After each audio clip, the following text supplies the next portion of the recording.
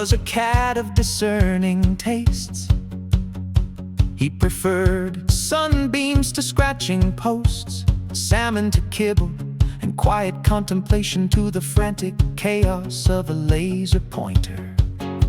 His one great enemy was not the vacuum cleaner, nor the neighbor's dog, but a single plastic object that lived in a cup by the sink, the toothbrush.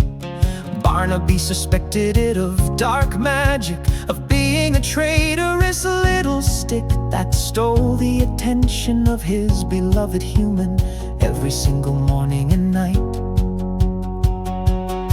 One Tuesday, something impossible happened. The human was out and the house was silent, save for the hum of the refrigerator. Barnaby, perched on the edge of the sink, watched as the hated toothbrush, a cheerful pink one with blue bristles, began to twitch. Slowly it wobbled in its cup, then with a dramatic shudder it tumbled onto the counter. "Hello," a tiny squeaky voice said. "Are you the cat of this domain?" Barnaby was so shocked his tail puffed up to 3 times its normal size. You speak," he whispered, his meow sounding more like a question than a statement. "Of course I speak, I'm Bristle," the toothbrush replied, wiggling its bristles in a friendly wave. "I just got tired of standing around all day. It's dreadfully boring. What do you do for fun?" Barnaby, still a bit stunned, decided to humor the creature. He introduced Bristle to the joys of a well-placed sunbeam and the strategic pursuit of dust bunnies.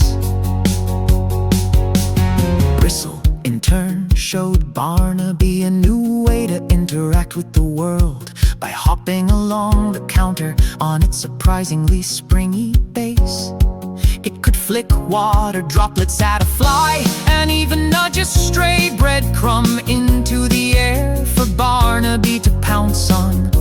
Their friendship blossomed. They became an unlikely duo, a cat and a toothbrush, partners in crime. They plotted to steal a piece of cheese from the fridge, and they once managed to unplug the toaster just as it was about to pop, saving a perfectly good crumpet from becoming charcoal.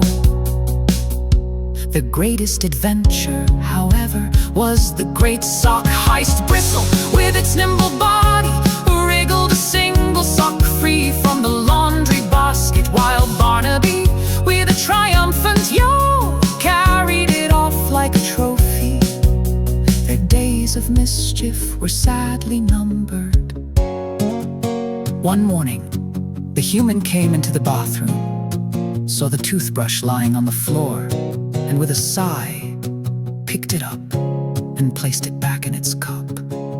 Barnaby waited, watching the cup with anticipation, but Bristle did not move. It was just a regular toothbrush again.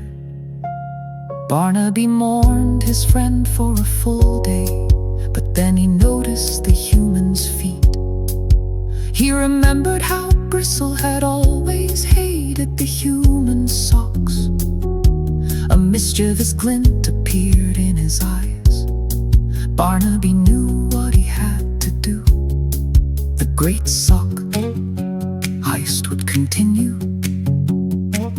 even if he had to do it